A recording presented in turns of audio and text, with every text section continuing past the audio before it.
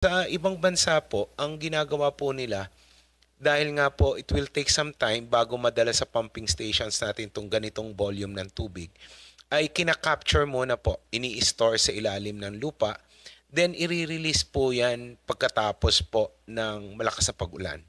Parang Para po, impounding, water opo, impounding. parang Just like water what they did in BGC, BGC. no? Yes Very po. very successful yung model na yun, no? Sa ilalim, malalim Yes po. yata. If I'm not mistaken, that's about 6 stories Yes deep, po. no? Yes. Sige po. So, ganun din po yung concept nito. Exactly the same doon sa BGC. And we already identified several areas. Yun pong sa pumayag na po ang Philippine Sports Commission doon po sa kanilang baseball field. Makakapture po niyan ang baha sa Taft Avenue dito sa May Lasal. At ganoon din po yung kausap namin si Mayor Isko sa Raso Layman, sa Remedios Circle at sa Manila Zoo.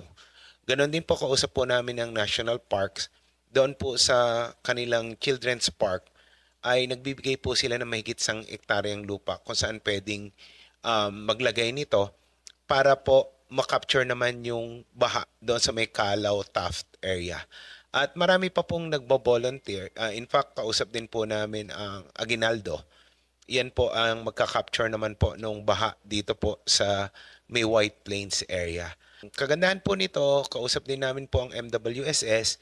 Pag-aaralan po nila kung paano magagamit yung tubig secondarily para po, especially pag summer, umuulan na rin po, makuha natin yung tubig at magamit pa po as a supplement po